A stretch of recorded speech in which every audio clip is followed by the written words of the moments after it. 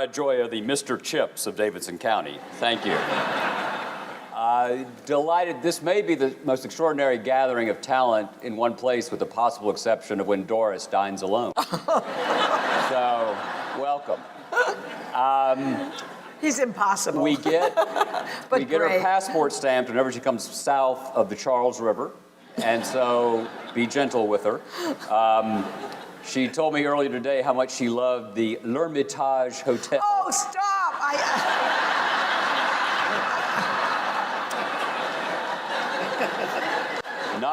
Not since John Kerry ordered Swiss on his Philly cheesesteak has there been a greater moment of a Massachusetts discovering America. We'll have simultaneous translation for you, dear. This is my friend. My great friend. That's true. I love him. That's true. We're going to jump right in because this is a book about the men in your life. And so tell us why these tributaries came together at this particular moment for you.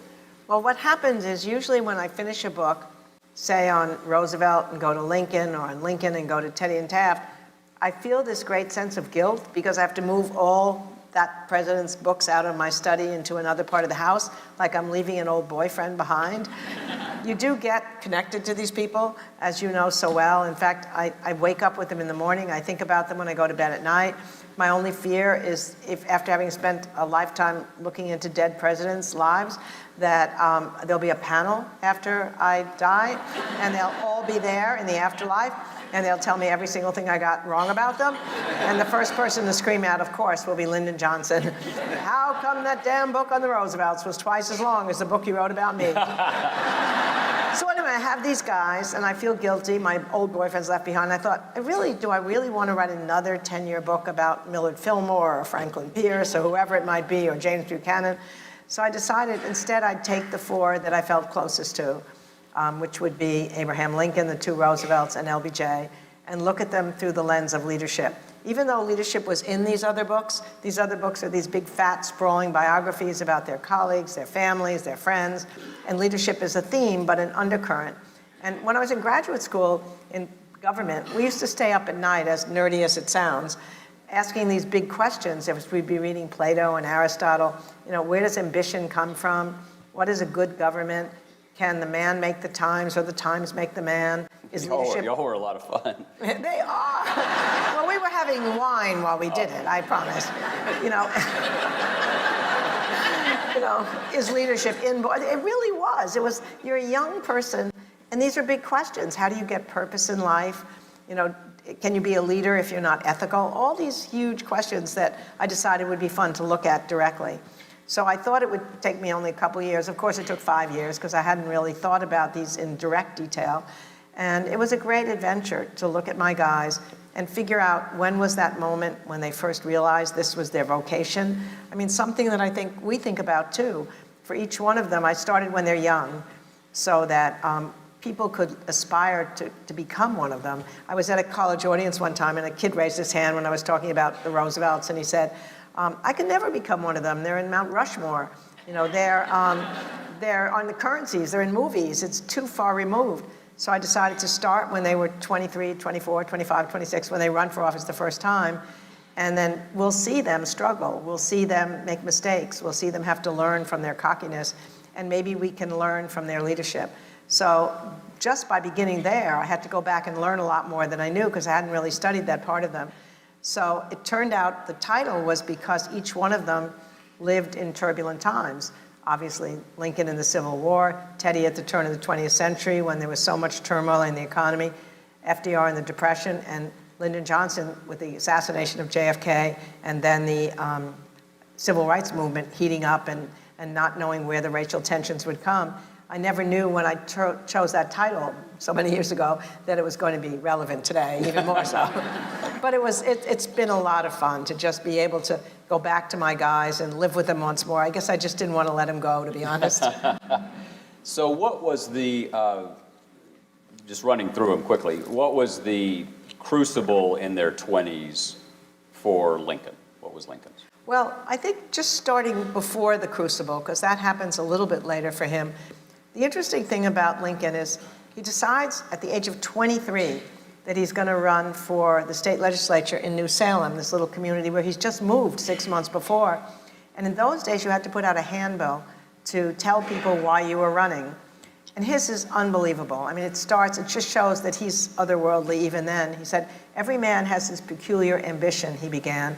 "Mine is to be esteemed of by my fellow man, to make myself worthy of their esteem." Even then, he's thinking of something larger than himself. Most people, my other three guys, go into politics for themselves at first, and later, if you're lucky and it's true for them, ambition for self becomes something larger, ambition for the greater good. Lincoln had it at the start. Then he says, "I don't have any popular relations to recommend me. If the good voters decide to reject me, I won't be very much disappointed because I'm used to disappointment." But then he says, amazingly, he said, "But I'll let you know, if I lose, I'm not going to stop there. I'm going to try. I'm going to try again and again. In fact, I think I'll try 5 or 6 times, and then it'll be so embarrassing and so humiliating that I promise you I'll never try again." I mean, that's amazing, right? So that even then, that resilience that he had and that perseverance was there. And so he doesn't win, as expected, but then in 2 years, he's made himself known throughout Sangamon County through his kindness, his effort to educate himself, the way he was with other people, his great sense of humor, his ability to speak, that he easily wins and is starting on that career. So that's him at the beginning. And you realize, of course, that without Andrew Jackson, there is no Abraham Lincoln. Clearly. Without John Meacham, there's no Andrew Jackson. Well, there you go.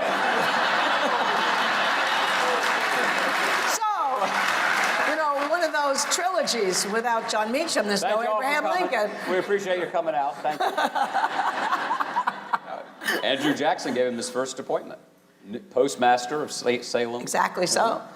No, you're absolutely right. No, that was important to keep him going in between these elections. But I think what you're talking about, if we just stick with Lincoln and then maybe we can go to the other guys, is that so he's in the state legislature and he's doing pretty well.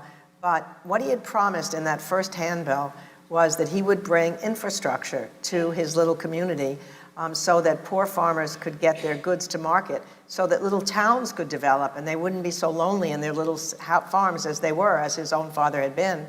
And he sponsored this incredible, it was called internal improvements then, but an infrastructure project. They were going to build harbors and roads. And then the state, when they were half built, the state goes into a recession. None of the projects are finished. The state goes into debt, and he's blamed for this. And he feels terrible, not just because it failed, but he had given his word, and his word was not then kept. He said the chief gem of his character was to give his word. And at the same time, he broke his engagement with Mary Todd. Not certain, the old expression then was that his hand was going with his heart, which meant that he probably wasn't sure that he was in love with her. And she was humiliated. He felt horrible that he'd broken his word to her. So he cycled into what John is talking about, the crucible of depression. And he was so sad that people took all knives and razors and scissors from his room. They said he didn't even look like himself. He was really, in a sense, nearly dying. And his great friend Joshua Speed comes to his side and says, "Lincoln, you must rally or you will die." And he said, "I know that. And I would just as soon die right now, but I've not yet accomplished anything to make any human being remember that I have lived." So even then, that desire becomes the thing that keeps him going, that worthy ambition. And he gets back and finishes his term in the state legislature, runs for Congress, has only a single term, loses twice for the Senate, and eventually runs for the presidency. The rest is history. That's right. Thank God. Exactly. What about TR? So what happens to Teddy is he runs at 23 too, just like Lincoln, but very different. Obviously, coming from a privileged background, they come to him and say, you know, it would be good for him if he wanted to run for the state legislature. He came from the silk stocking district. They knew his father had been a well-known philanthropist, so his name would have a certain resonance. And he admitted, unlike Lincoln's desire to go in to be esteemed of by other fellow men, he admitted that he didn't go in for the hope of making anybody's lives better. He just wanted the adventure of politics. But then what happened, and this is when a wide political career really can make a difference in a person's life. When he gets in the state legislature, he goes to tenements where they're making cigars and people are living in these tenements. And at first he was a laissez-faire guy. We can't do anything about it. He sees the miserable conditions. It changes his mind. He then is police commissioner and he walks the slums at night in disguise between midnight and 5 a.m. to see what the streets are really like in New York. He becomes a soldier. He's sharing hardtack with his soldiers. And he begins to develop what I think is one of the most important qualities in a leader, fellow feeling, he calls it, or empathy. He said at first you might feel conscious when you go into these other places and you've come from this privileged background, but after a while it becomes less conscious and more internal, and he became a much more empathetic person. And then he also learned when he was in the state legislature, it may sound a little familiar, he would scream and yell and pound his desk and say all these crazy things about Democratic opponents. And then it was headlines in New York. He mastered the communication of the time, but he couldn't get anything done. He said, I rose like a rocket and I fell like a rocket. And so he then moderated his histrionic rhetoric. He reached across the aisle to the Democrats from the Republicans, and he gradually developed himself as a leader. So that's the thing. Some qualities are inborn. I think Lincoln was born with empathy, and Teddy had to develop it, and these other characters are different as well. FDR and empathy is perhaps the ultimate crucible. Without a question. I mean, when FDR first goes into office, he's 28 years old, and he hasn't done anything particularly noteworthy. He was an indifferent student at Harvard and at Groton and then Columbia Law. He was working in a Wall Street law firm. And they come to him, too. The Dutchess County Democrats say, we have a safe seat if you want to run for it. And he immediately says yes. Interestingly, they didn't choose him because he had the makings of a leader. They chose him because they thought maybe some old Republicans might think he's Teddy Roosevelt and they'd get him mixed up, and because his mother had money to do about it. But as soon as he got out on that campaign trail, he realized this is what he wanted to be. He was great at barnstorming. He loved listening to people. He loved talking to them. And he wasn't so good speaking at the beginning. Eleanor, who was there at the time, said he would pause so long between sentences. She was afraid he'd never go on. But then by the end of the campaign, he was talking so long, she had to come and drag him off the stage. But you're absolutely right. I mean, the ultimate crucible. So he was a good politician. He was a natural. He was easy with people. But when he got the polio, it changed his way of thinking about what he was doing in public life. I mean, it is said by his colleague, Francis Perkins, that he emerged from that experience completely warm-hearted, able to deal with other people to whom fate had dealt an unkind hand. When he was down at Warm Springs, the rehab center that he set up to try and help his fellow polio patients, he said nothing mattered as much to him as being old Doc Roosevelt. He was the therapy counselor. He was the swimming counselor. He not only taught the fellow patients to try and exercise their limbs in this giant warm pool, he had done that for years, trying to strengthen his body. You know, it was said that for years he was really in a depression for a period of time. And then he finally decided, I'm just going to do whatever I have to do to try and see if I can walk again. So he would have them lift him from the wheelchair onto the carpet floor, and he for hours would crawl around the floor, just strengthening his back and his chest muscles. And each time he accomplished something, when he would get going up the stairs one at a time, hoisting himself on the banisters, he'd get to the top and they'd have a big champagne reception because I'd done something. So he said to somebody later, if you have pressures in the presidency, it's easy. If you spend 2 years trying to move your frozen big toe and you finally do it, you know what small triumphs are about. Anyway, so at Warm Springs, he has wheelchair dances, he has theatricals, they play water polo and tag, and he learns that sense of what it's like to make other people feel a sense of purpose again in their lives. And of course, when he gets to the depression and the paralysis of the country, who was better fit at that moment to give that contagious optimism and hope to the people than FDR? What about LBJ? He's always an outlier. I mean, I think he wanted to be president, or he wanted to be at least in politics from the time he's 2. His father is in the state legislature. He follows his father around on the campaign trail. He loves nothing more than going with him places. And he loves listening to the father talk to the cronies. So he decides, power, that's what I want, power, even early on. So when he gets to the college where he's going, he decides, how do you get power? You get close to the people who have power. Well, that's the president of the college. So he takes a job mopping floors outside the president's office so he can talk to the president. And he begins to talk to him. Before you know it, he's so interesting. The president invites him inside to be his messenger. Before you know it, he's a clerk. Before you know it, he's running the president's office. But then the interesting thing that happens to him is and he runs the school, he puts up his friend for the best person there, and all his life he becomes a person who looks for mentors. So eventually it's Sam Rayburn and Richard Russell, but before that he goes as chief of staff to a congressman who's just been elected. He's now 25, And he gets to Washington, and he figures, I've got to find out who the congressional secretaries are who know the most so I can learn from them. So they're all living together in this hotel. So he goes into the bathroom every morning 4 different times at 10-minute intervals to brush his teeth so he could talk to more of the congressional secretaries as possible. At night, he takes 4 different showers at 10-minute intervals so he can figure out who are my mentors. And they said in 6 months, he had learned more than people who had been there for 25 years. But the interesting thing is that even though he was gathering power, there was an experience, an ultimate experience when he was young. He took a year off from college so that he could work in a school in Cotulla, in a poor Mexican-American area. And he saw the pain of prejudice on these kids' faces. And he said it really did something to him. There was a sense, even then, of purpose coming to power. And he was everything. He was the singing coach, the debate coach. He got them equipment so that they could be athletic. And he did everything for them, and he changed these kids' lives. They wrote about it. I found these oral histories I hadn't read before.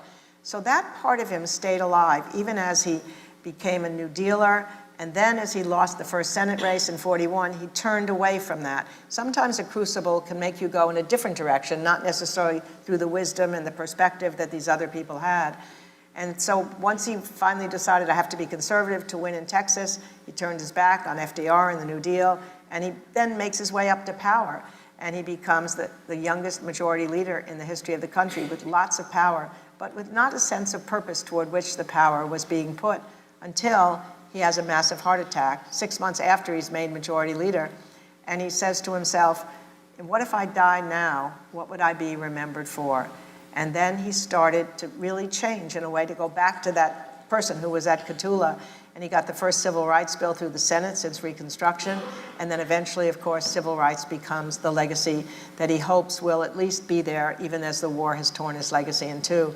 So for each of them, there was that experience that I think made them transfer from ambition for self to ambition for something larger. And we'll get to how relevant that is in a second. So empathy, what are the other characteristics that are the common denominators? Well, I think humility is the ability to acknowledge errors and learn from your mistakes. Lincoln said that, each time something happened, like when the Battle of Bull Run took place and the Union soldiers ran away, he couldn't sleep. So he stayed up all night figuring out what had gone wrong in a memo, and he figured out the term of service was too short, the general was wrong, they weren't disciplined enough. As long as he could learn from it, and that's where humility comes in, then he could be smarter today than he was yesterday. Resilience, we've already talked about. One of my favorite qualities that they shared, again, LBJ is somewhat of an outlier, and it's an unheralded quality in leadership that I think is so important for all of us today, is the ability to find time to think, to relax and replenish your energies. In our 24/7 world, we just think we have no time. We're bringing our iPhones with us, bringing our email with us. These guys were pretty busy, right? I mean, they had a Civil War, they had a Depression, they had World War II, and they all found time. I mean, Lincoln actually went to the theater more than 100 times during the Civil War. He said when the lights went down and a Shakespeare play came on, for a few precious hours, he could imagine himself back at the War of the Roses and forget the war that was raging. And he said, people think my theater going a little bit strange, but I'm telling you, I would die if I couldn't take that moment to get rid of this terrible anxiety and channel my thoughts in another direction. And he also, of course, it was his great sense of humor that really gave him the solace that he needed for the sadness during the war. When he was on the circuit in Illinois and they'd travel for 6 months in the spring and fall, 6 weeks in the spring and fall, whenever they came to a tavern at night, they would listen to Lincoln tell stories. I mean, he could tell stories for hours after hour, and when he was in one of those modes, he forgot the sadness. He said it whistled off his sadness. It was better than a drop of whiskey. My favorite story that he loved to tell is the one that I finally persuaded Daniel Day-Lewis and Steven Spielberg to put in the movie. As Lincoln loved to tell this story, it had to do with the Revolutionary War hero Ethan Allen, who went to England after the war, and the English were still upset about losing the war, so they decided to embarrass him by putting a huge picture of General George Washington in the only outhouse where he'd have to encounter it. They figured he'd be very irritated at the idea that George Washington, so noble, is in an outhouse, but he came out not upset at all. And they said, well, didn't you see George Washington there? Oh, yes, he said, I think it was the perfectly appropriate place for him. What do you mean, they said? Well, he said, there's nothing to make an Englishman shit faster than the sight of General George Washington. And he had hundreds of these stories. So you can imagine if you're in the middle of a tough cabinet meeting that you will have to relax. Well, Teddy Roosevelt, not surprisingly, which we probably talked about last time I was here, given his asthma as a child, needed to exercise. So every afternoon there'd be 2 hours of exercise. It could be a boxing match, a wrestling match, a raucous game of tennis, or his favorite was a walk in the wooded cliffs of Rock Creek Park. And he made a simple rule: you couldn't go around any obstacle, you had to go through it. So if you came to a rock, you had to climb it. If you came to a precipice, you had to go down it. So there are these stories of everybody falling by the wayside as they're trying to follow him in this stupid walk. But the best one was told by the French ambassador. He was so excited, first time he'd ever walked with Teddy, and he figured it'd be like the Champs-Élysées. He wears his silk outfit. He finds himself in the woods. Oh my God, he can't stand it. And finally they come to a stream. He said, thank God it's over. So then he said, judge of my horror, as I saw the president begin to unbutton his clothes and heard him say, it's an obstacle, we can't go around it, so there's no sense in getting our clothes wet. So I too, for the honor of France, took off my apparel. However, I left on my lavender kid gloves. To be without gloves would be most embarrassing if you should meet ladies on the other side. So I just kept picturing that naked ambassador. So then FDR, there's going to be another naked story with FDR. So FDR had a cocktail hour every night, as John so well knows, in the White House during the World War II. He so wanted to be able to talk about, the rule was you couldn't talk about the war or politics. You could talk about gossip, movies you'd seen, books you'd read, as long as you didn't bring the war up.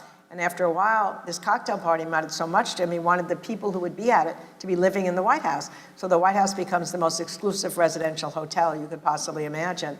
His foreign policy advisor, Harry Hopkins, comes for dinner one night, sleeps over, never leaves until the war comes to an end. His secretary, Missy LeHand, lives there. The princess from Norway is there on the weekends. Lorena Hickok, Eleanor's friend, is there. And of course, John's friend, Winston Churchill, comes and spends weeks at a time in a room diagonally across from Roosevelt's. So when I was writing the book on the Roosevelts, I just kept imagining all these people in their bathrobes at night on the corridor there. It's not that big, the corridor on the second floor. And wishing when I've been up there with Lyndon Johnson, I thought of asking, where did Churchill sleep? Where was Roosevelt? Where was Harry Hopkins? But I wasn't thinking in those terms when I was 24 years old.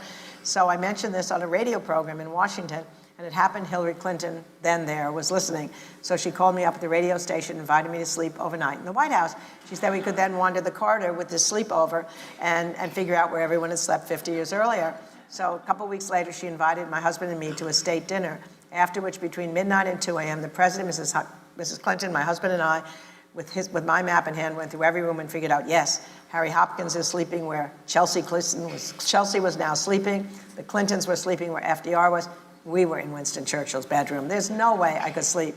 He was sitting in that bedroom without a question, drinking his brandy and smoking his ever-present cigar. Absolutely. So anyway, the story of that, which is one of these wonderful apocryphal stories, it has to be true because it's so wonderful. When Churchill was there, he and Roosevelt were set to sign a document that put the Allied nations against the Axis powers, but no one liked the word Associated Nations that they were calling themselves. So Roosevelt awakens, let's call them the United Nations. He's so excited, wheeled into Churchill's bedroom, our bedroom, to tell him the news, but Churchill's just coming out of the tub and has nothing on. So Roosevelt says, I'm so sorry, I'll come back in a few moments. Churchill, ever able to speak in a very formal voice, said, oh no, please stay. The Prime Minister of Great Britain has nothing to hide from the President of the United States. So anyway, the only person who's an outlier, again, is Lyndon Johnson. He hated to go to movies because it was dark and you couldn't talk. He had a swimming pool at his ranch, which I would swim in with him, if you would call it swimming, because it was so filled with rafts, with floating notepads and floating telephones on it, you couldn't move in the swimming pool.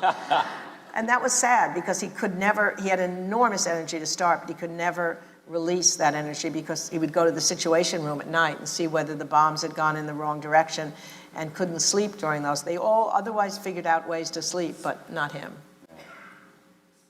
My favorite small detail about the Churchill-Roosevelt story is afterward, FDR said to his secretary, Grace Tully, you know, Grace, he's pink and white all over.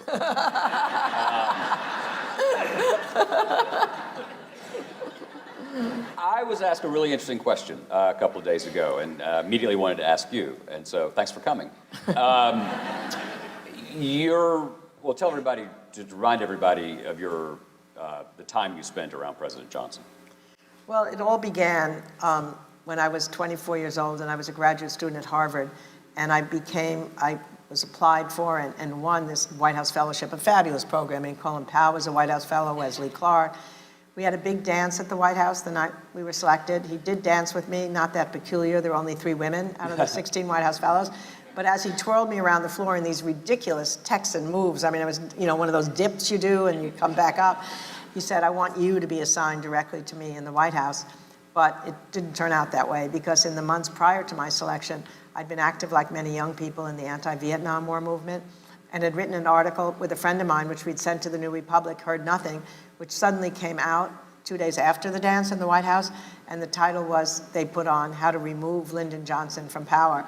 So I was certain he would kick me out of the program, but instead, surprisingly, he said, oh, bring her down here for a year, and if I can't win her over, no one can. So I did eventually end up working for him in the White House, and then, most importantly, accompanying him to his ranch to help him on his memoirs, the last years of his life. And it was an extraordinary time, because I really did develop empathy for him. He was so sad. He knew that his domestic legacy had been cut in two, rightfully so, by the war in Vietnam. But I must say now, looking back 50 years at what he accomplished in those first 18 months, it's really extraordinary. Civil Rights Act desegregating the South, voting rights, fair housing, Medicare, Medicaid, aid to education, immigration reform, Head Start, NPR, PBS. I mean, our foundation of our social life and our economic justice in many ways goes back to him. So that he knew that, but he also knew that then the war was not just a shadow, it was the entire atmosphere. And so I was there, and I'm not sure why he chose me to talk to him. He spent many hours with me. I like to believe sometimes it was because I was a good listener, and he was a great storyteller, these fabulous, colorful, anecdotal stories. There was a problem with them. I later discovered that half of them weren't true, but they were great. But my favorite moment is that when I was wondering why is he spending so much time with me, I was worried that I was then a young woman, and he had somewhat of a minor league womanizing reputation. So I was constantly talking to him about steady boyfriends, even when I had no boyfriends at all. Everything was perfect until one day he said he wanted to discuss our relationship, which sounded ominous when he took me nearby to the lake, conveniently called Lake Lyndon Johnson. Wine, cheese, red jet tablecloth, all the romantic trappings. And he starts out, Doris, more than any other woman I have ever known, and my heart sank. And then he said, you remind me of my mother. It was pretty embarrassing. But I must say, I included him with these other 3 people in this book, because I do think that not only what he did in all the Great Society and civil rights legislation, but now looking back on how he was able to get bipartisan legislation over and over again through the Congress, how he understood the Congress, how he brought them to a common purpose. It's been so long since we've had that, and I just wanted people to remember that it can be done. In fact, one of the goals of the book is to just remember that these times seemed so terrible to the people who lived in them. Worse, I think, than our times seem to us today. I mean, imagine if you're living in the 1861 period when Abraham Lincoln comes into power, and the country's already falling apart and splitting apart, literally, and there's going to be more than 600,000 of your fellow citizens that will die. And while you're living in it, you don't know how it's going to end. I mean, that's important for us right now to remember. We know it ended with slavery being undone, with the Union coming back together, but they didn't know that at the time. Or if you're living in Teddy Roosevelt's time, and the economy was much more shaken up than by the tech and globalization revolution today. The working class felt split off from the capitalists. There was a lot of immigration coming in.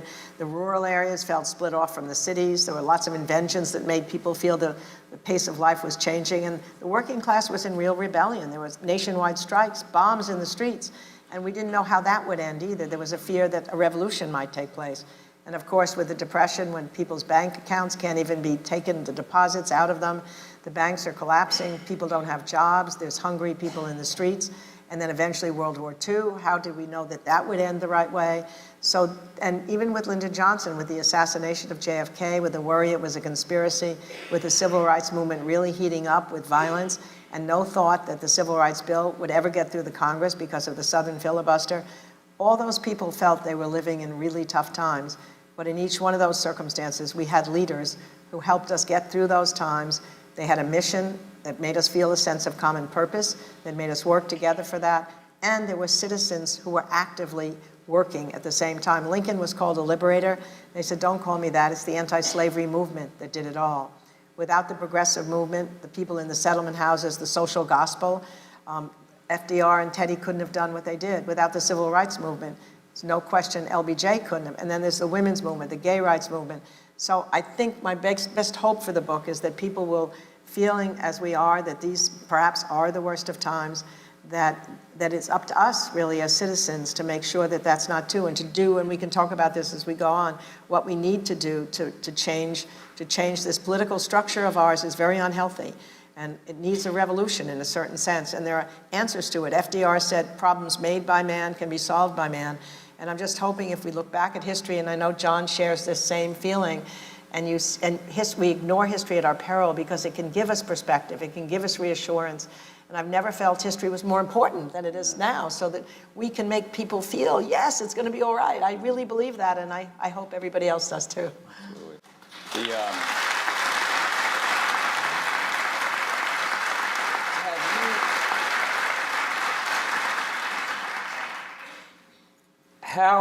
How did your relationship with the Johnsons and being in that ambient atmosphere, how do you think that affected not the book on Johnson, but your other books? How did your personal experience with people who had enormous power, ultimate power, do you think, did it make you more sympathetic? How did that, applying that, not repertorial experience exactly, but applying that cultural experience of realizing that these were people, not characters. They were characters, not caricatures.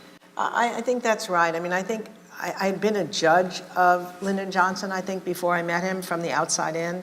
And I think if I had stayed in the academic world at Harvard, I probably would have remained a judge if I had not known him. You know, just thinking about him from my perspective of what I wished he had done, and then judging whether he did that or not.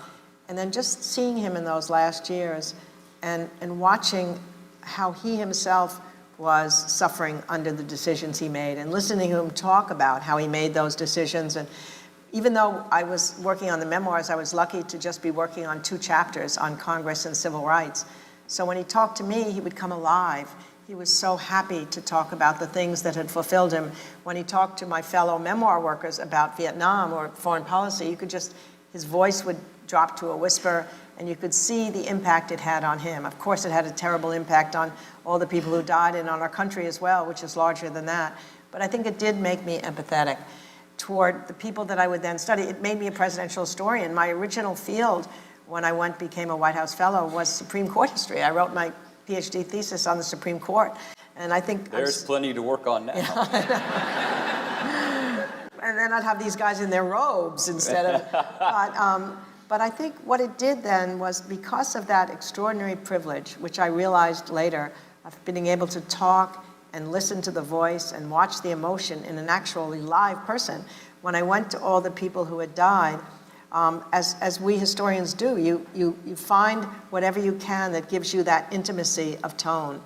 And the reason I could never write about a present person is I want letters and diaries. I mean, letters are the most wonderful thing. You can feel like you're looking over the shoulder of a person. I mean, for example, when I was working on the Lincoln book, Seward, his Secretary of State, had lived in Washington during the Civil War, but his wife was living in Auburn, New York.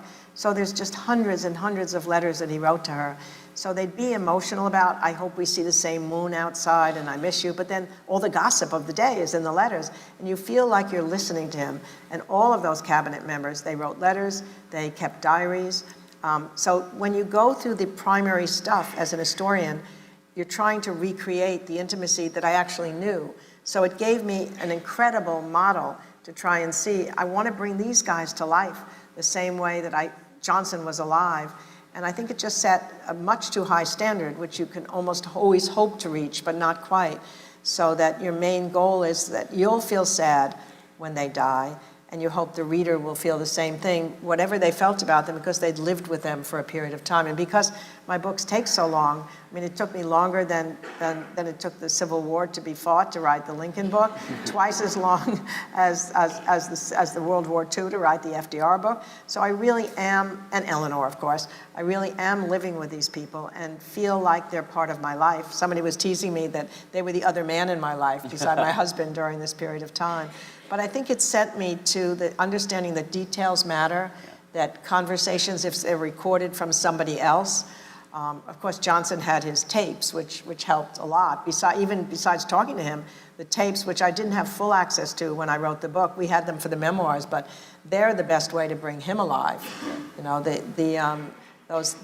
he's come back to, I think, to people's understanding more. When you listen to those tapes, you hear that he's not just yelling at somebody, he's charming, he's trying to make them feel that they'll feel better about themselves. When he talks to Dirksen, you can hear on these things, he's promising him everything under the sun. If you come with me and you bring Republicans to help break that filibuster on civil rights, to desegregate the South, whatever you want, Dirksen, you know, an ambassadorship, you want a postmastership in Peoria, I'll come to Springfield, I'll come anywhere you want. But then he says to him, but you know what, Everett, if you come with me on this bill, you'll be remembered over time.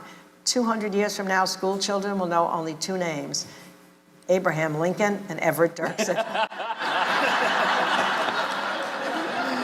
So he's great. He's a great man. Great man. So Woodrow Wilson once said that the president, by law and custom, is able to be as big a man as he can, or as small.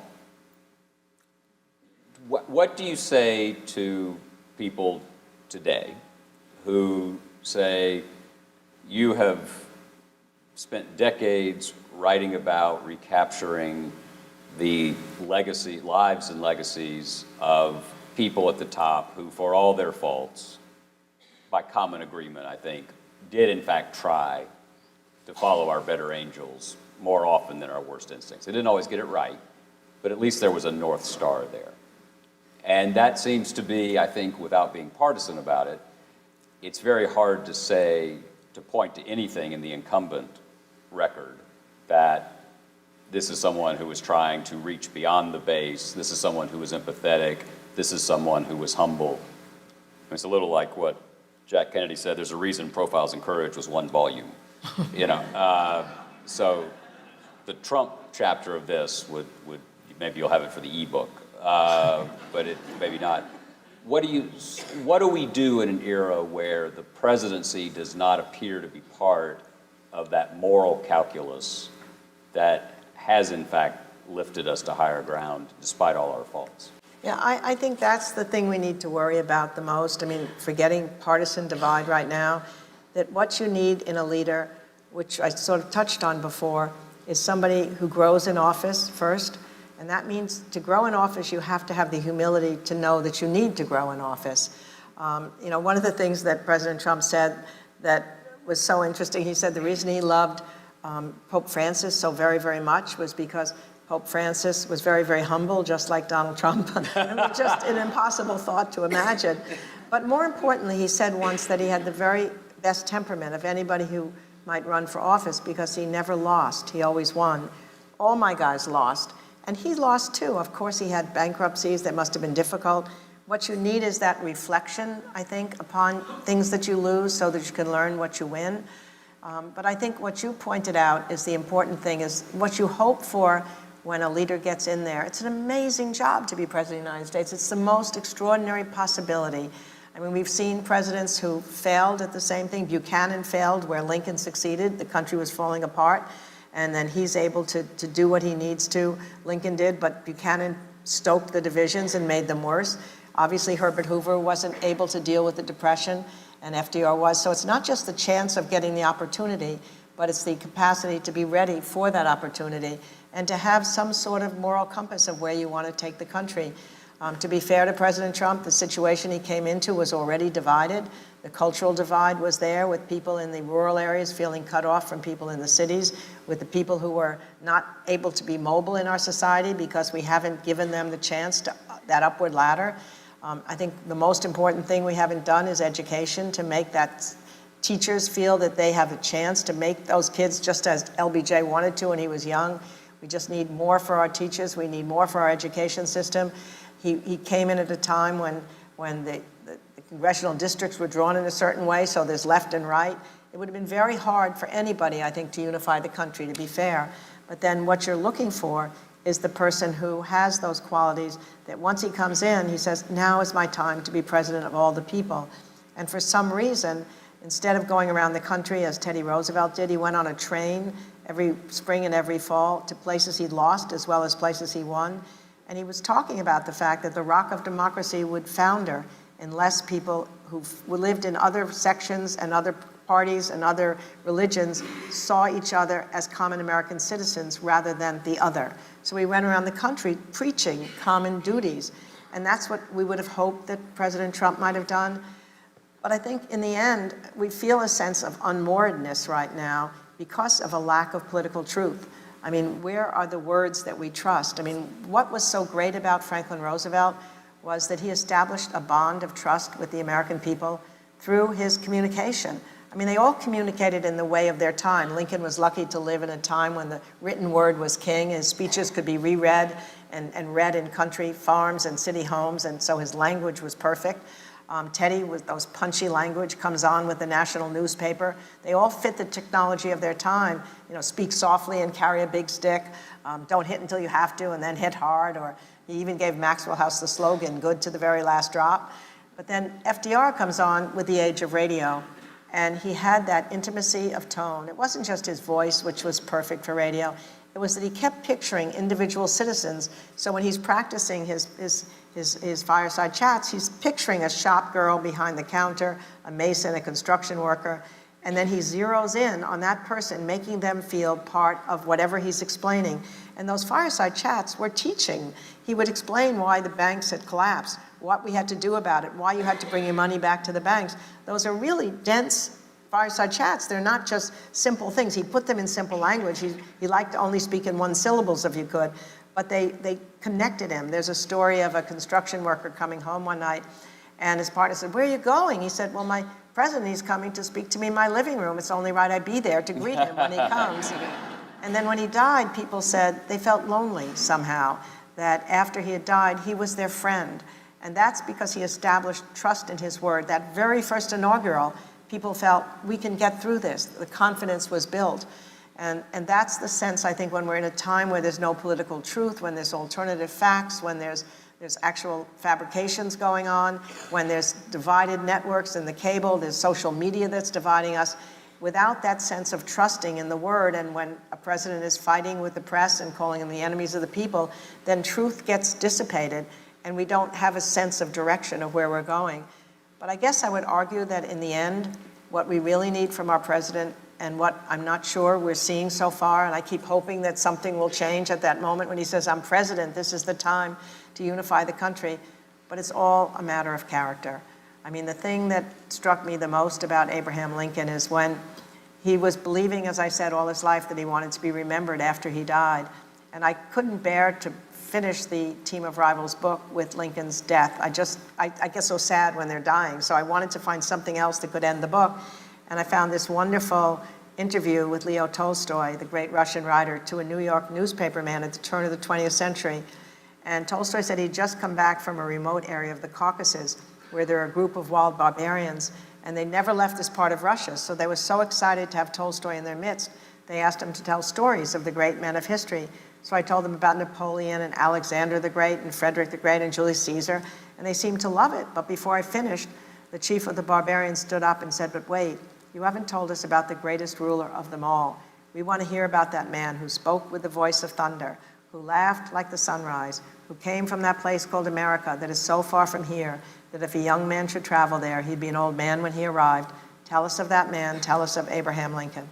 Tolstoy said he was stunned to know that Lincoln's name had reached this corner. But then the newspaper reporter said, "So what made Lincoln so great after all?" After he said he had told the barbarians everything he could about Lincoln, he said, "Well, he wasn't as great a general as Napoleon, perhaps not as great a statesman as Frederick the Great, but his greatness consisted in the integrity of his character. And that, in the end, is how we should judge our leaders. And that is what I fear is something that is missing in Washington today. I mean, it seems like something's happened to these parties where the party identification has become more important than their identification with the country.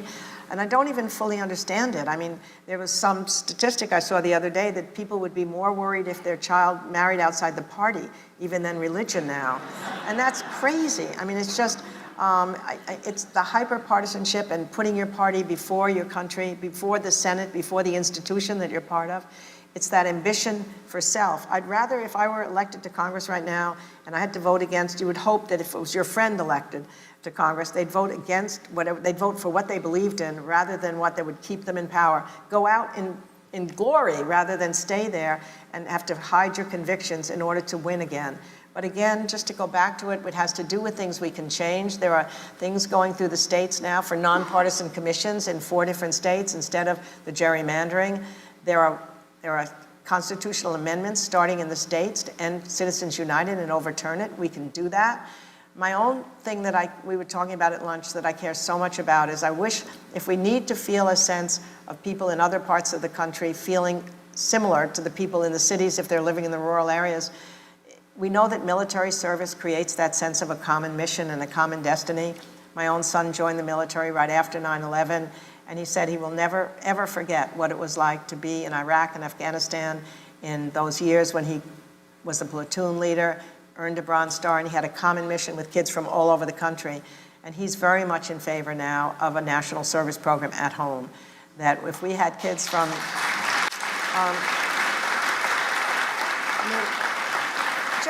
just think of it.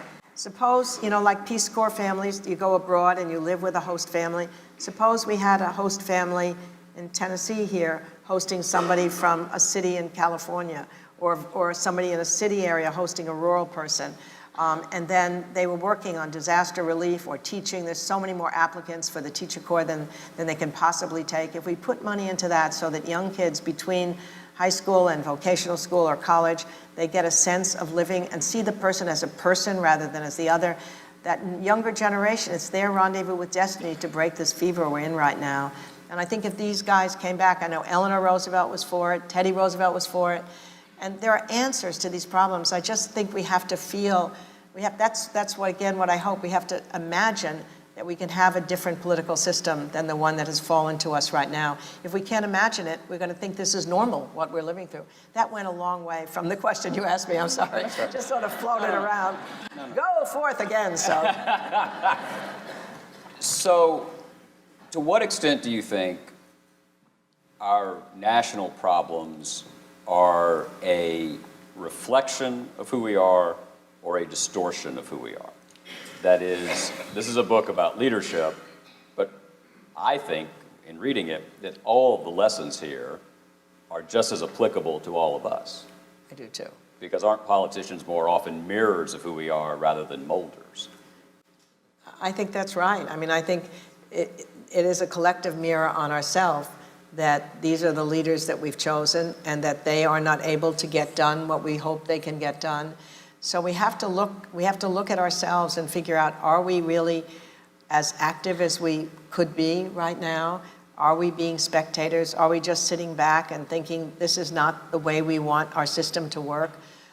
And I think our lives are so frenetic right now, in work, in play, in our kids, that it doesn't seem like sometimes there's time for politics. In the 19th century, politics was the major sporting event. I mean, and it was great to have people so involved and engaged in public life. I mean, when they go to the debates with Stephen Douglas, there could be thousands of people there for 6-hour debates. And the audience would be part of the debate, just as we do in football games. They literally would yell then, hit him again, harder, harder. And then the people, they respond back. There's one moment when somebody yells at Lincoln, you're two-faced, and he immediately responds, if I had two faces, do you think I'd be wearing this face? I mean, it's that, I keep looking for that self-deprecating humor among our politicians, and it's very rare to see right now. They somehow feel that acknowledging error is a sign of weakness rather than a sign of strength. And Teddy Roosevelt had that same self-deprecating humor. Somebody did a review of his memoir on the Spanish-American War, And they said he did have a tendency to want to be in the center of attention wherever he was. His daughter, Alice, as you know, said he wanted to be the baby at the baptism and the bride at the wedding and the corpse at the funeral. So when this person wrote a review of his book about the Spanish-American War, they said he placed himself in the center of every little action, of every battle of the entire war. He should have called the book Alone in Cuba. So everybody's laughing all over the country because this is a famous journalist, humorist. And what does he do? He writes the journalist. He said, I regret to tell you that my wife and my intimate friends are absolutely delighted with your review of my book. Now you owe me one. I've always wanted to meet you. I mean, that's the way you can just deal with life. I mean, these are things for all of us. The qualities that make a good leader are human qualities. You make a promise, you keep it. Your word is your bond. You build a team around you with people who can argue with you and question your assumptions. I mean, Eleanor Roosevelt was the thorn in Franklin's side. I mean, he said, you know, she would constantly question his assumptions and be willing to argue with him. We need that even in our own lives, somebody that tells us the truth of what we're doing right or wrong. I mean, she was able to, you know, she sent so many memos to General Marshall during World War II that he had to assign a separate general whose only task was to deal with her memos on discrimination. She has a weekly press conference where she only invites female reporters, so all over the country, stuffy publishers have to hire their first female reporter. An entire generation gets their start because of her. But more importantly, she was able to be there with him and tell him when things weren't right, to be his moral compass in many ways when he was being a politician. All of these things are things we as human beings need. So I think leadership is not some subject out there. It's really, what is leadership about? It's human nature. I mean, Teddy Roosevelt said the best way to learn about leaders is to read books, because you read about the way people treat each other. You read through the novels and the great plays. You're going to read about human nature, and that's what we need to do. So I think we just have to. We are feeling very nervous at this period of time. We're just stunned at looking at our televisions day after day. We have to imagine that we might wake up in another time, and hopefully it's not a long period of time from now, where it's changed somehow, and that this has been considered an period of time that we got through. Yeah. And I know you believe that, right, too? You're my buddy, and you believe it, too. I do, and not only because of that, but yeah, I do. Yeah, if we'd been sitting here 50 years ago today, 46 Americans would have died in Vietnam, not wounded, not captured, killed. Right. Just buried Senator Kennedy, just buried Dr. King, just come out of Chicago, and we'd be 9 days away from George Wallace winning 13.5% of the popular vote and carrying 5 states. Right. 5. On an explicitly segregationist platform 50 years ago today. So, yeah, things... But we're getting old. We don't want to wait for 50 years. 50 used to seem like a lot, I must say. That's changed. I'm a big believer, too, in that we're far more responsible, complicit in this than we like to think sometimes, partly because of the Will Rogers story about he's at a congressional debate in Oklahoma in a district, and a candidate gets up and says, you know what, I just think my opponent is a lying, thieving, adulterating son of a bitch. And his opponent says, yes, I'm quite representative of my district. So I think there's a lot of complicity to go around here. The other story, and I want to say this before we wrap up, I just want to say a word of thanks publicly to Doris for the life and legacy of her husband, Richard Goodwin,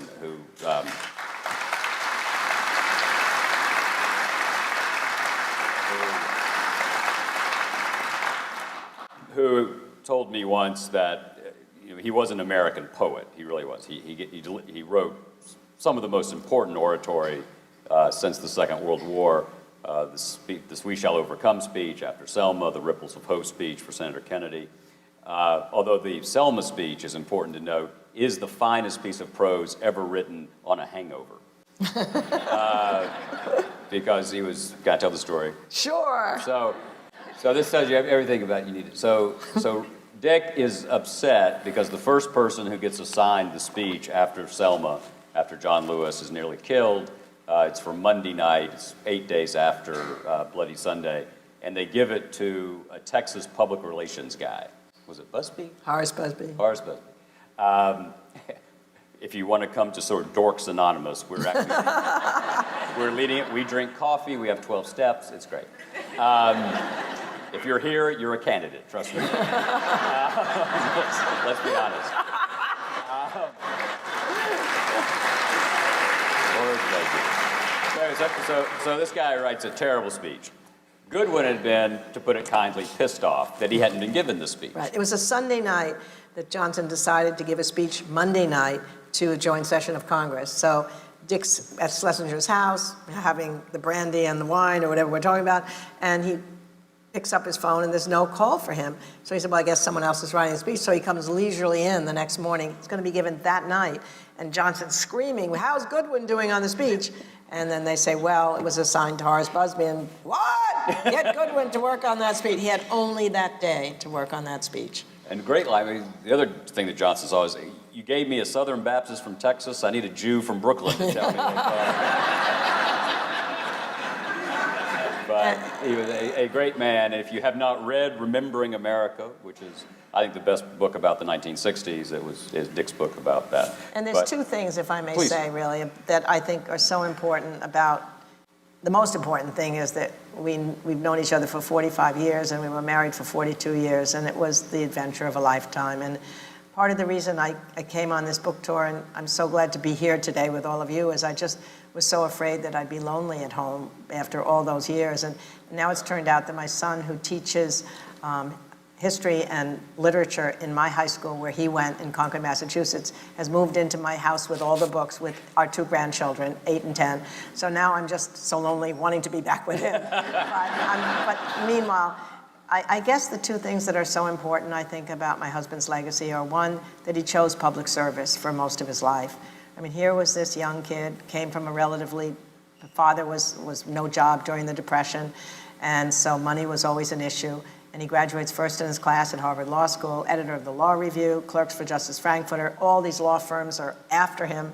And he decides, I just don't want to transfer money from one place to another. So he later told the Harvard Law Review banquet his entire life was an attempt to escape the practice of law.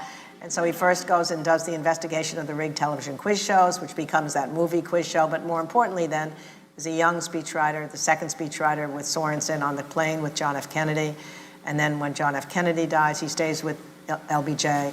And as John said, I mean, the Great Society speech, the Howard University speech on affirmative action, the We Shall Overcome speech was still the most extraordinary speech. You know, every now and then history and fate meet at a certain point at a certain time. So it was at Lexington and Concord, so it was at Appomattox, so it was in Selma, Alabama. But then there's something so relevant for today. He said there's no Southern problem, there's no Northern problem, there's no white problem, there's no Negro problem, there is only an American problem. There's no constitutional issue here. There's really no moral issue here because there's only right and wrong, and it is wrong to deny Negro Americans the right to vote. And then he goes back to Catulla. The only time he bothered my husband that day, because he knew he had to write the speech in that 6 or 8 hour time frame, was to call him up and said, I'd like to talk about my experience at Catulla, which he had told Dick about. So Dick wrote in, and then Johnson delivered it.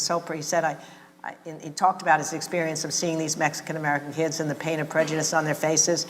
And then he said, I never thought then in 1928 that I'd be standing here in 1965 and able to do something possibly to help the sons and daughters of those kids. But let me let you in on a secret.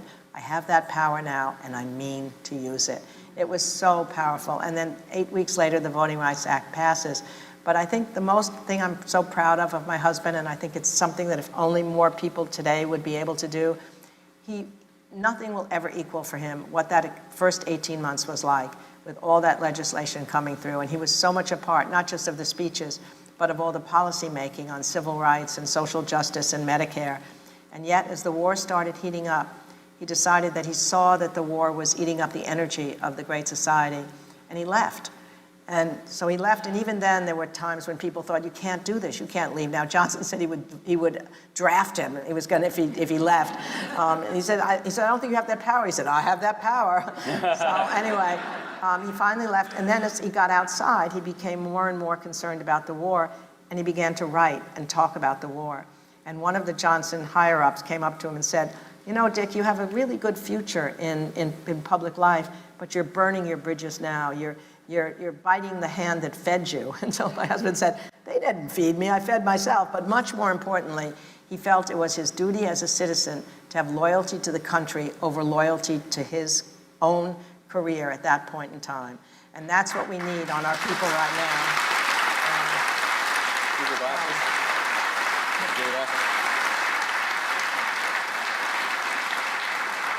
Can you read that to us? Read that to us and we'll close with that. Thank you. I'm glad I could talk about him because I miss him, and when I can talk about him with you, he comes back. It is my hope that these stories of leadership in times of fracture and fear will prove instructive and reassuring. These men set a standard and a bar for all of us. Just as they learned from one another, so we can learn from them, and from them gain a better perspective on the discord of our times. For leadership does not exist in a void. Leadership is a two-way street. I have only been an instrument, Lincoln insisted, with both accuracy and modesty. The anti-slavery people of the country and the Army have done it all. The progressive movement helped pave the way for Theodore Roosevelt's Square Deal, much as the Civil Rights Movement provided the fuel to ignite the righteous and pragmatic activism that enabled the Great Society. And no one communicated with people and heard their voices more clearly than Franklin Roosevelt. He absorbed their stories, listened carefully, and for a generation held a nonstop conversation with the people. With public sentiment, nothing can fail, Abraham Lincoln said. Without it, nothing can succeed. Such a leader is inseparably linked to the people. Such leadership is a mirror in which the people see their collective reflection. Doris Goodwin.